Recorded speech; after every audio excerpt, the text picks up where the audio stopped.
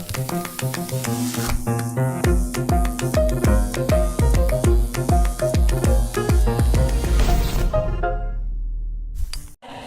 gode batzuk ikasleak gara eta gaur uraren propietateak azalduko dizkizuegu. Praktika hau egiteko beharko ditugu materialak hau izango dira. Lehenik 3 prezipitazio ontzi, gero tinta eta tinta botatzeko pipeta, gero hau beharko dugu nahasteko kutxara bezalako bat, gero beharko dugu gatza eta olio pixka bat. Tinta botako dugu prezipitazio ontzi honetara. 3 tanta bota behar dira, ez izateko gehiegi, ez da gutxegi.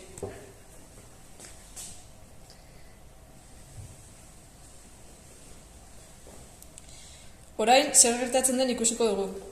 Eta ikusten duzuen bezera, pixkan da ezkero. Tinta, disolbatu egiten da, eta urak tintaren kolorea hartzen du. Honekin jarraitzeko beharko duguna da pisu bat, koilaratxo bat, platertxo bat, prezipitazio baturez betea, eta gatza. Lehenengo platertxoak gatza botako dugu.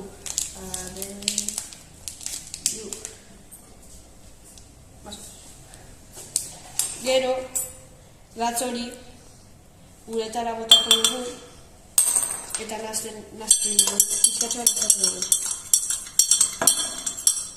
Naztatzen doren ikusten dugu gatza prezipitazioaren azpian gelditzen dela. Praktika honekin bukatzeko olioa, prezipitazio ontzi bat eta kutxaratxo moduko bat beharko dugu.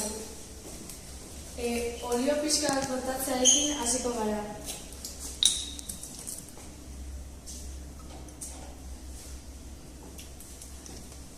Honekin nahikoa izango da.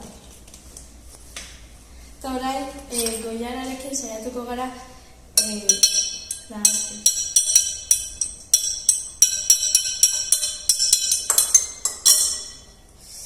Baina, ikusten dugun bezala, ez da disolbatzen.